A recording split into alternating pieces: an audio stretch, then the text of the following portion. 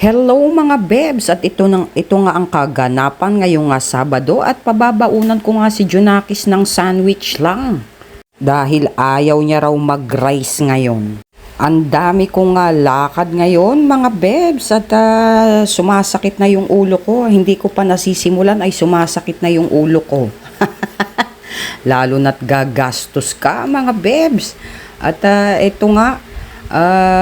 Pauwi na kami dahil meron kaming kausap tungkol dun sa aking property na gustong bilhin, na gustong tignan. At nandito pa rin kami sa Tagaytay. Hopefully hindi ako late. Dahil dito pa lang papunta ng Mendez Crossing ay traffic na mga bebs. Lalo na't ganyan no, kahit Sabado ongoing ang construction na working dito. Oh, ayan.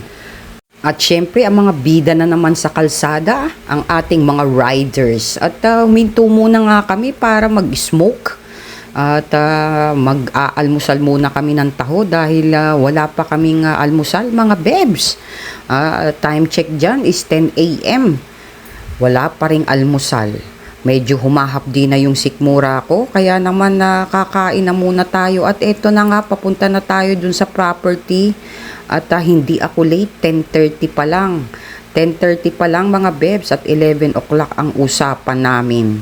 At matagal-tagal ko nga rin hindi nabisita yung bahay na yon dahil kailangan namin linisin.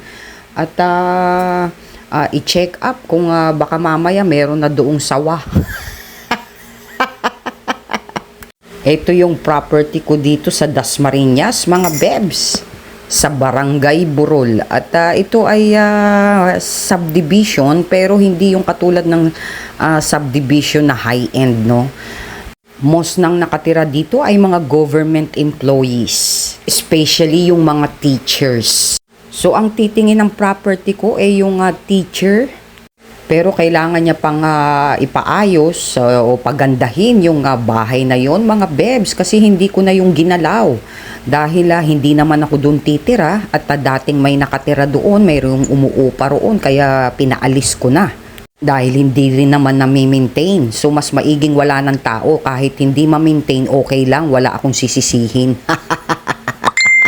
At nandito na nga tayo mga bebs.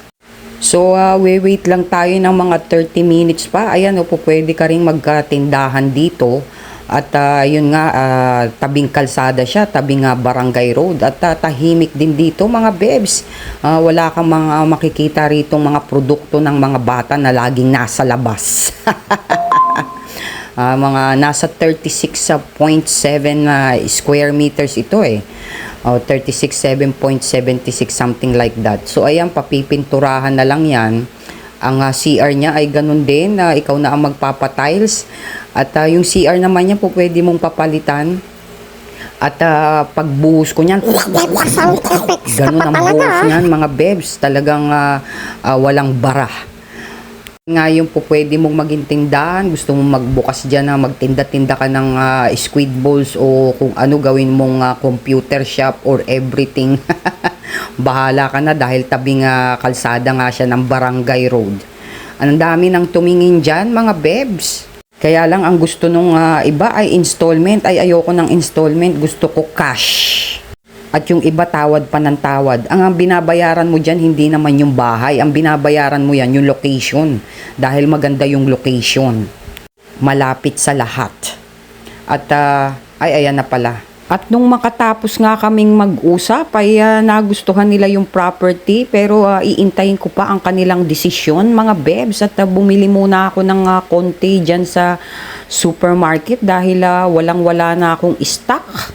At kailangan ko pang bumili ng gulong mga bebs. Magpapapalit kami ngayon. Year 2017 na model ng Bios yung nabili ko. Second hand lang siya mga bebs. Nabili ko nung 2022. So 7 years na yung gulong niya. So sobra-sobra na rin ang serbisyo niya mga bebs. Baka mamaya ay sumabog na siya. Okay lang na sumabog na lang yung bulsa ko.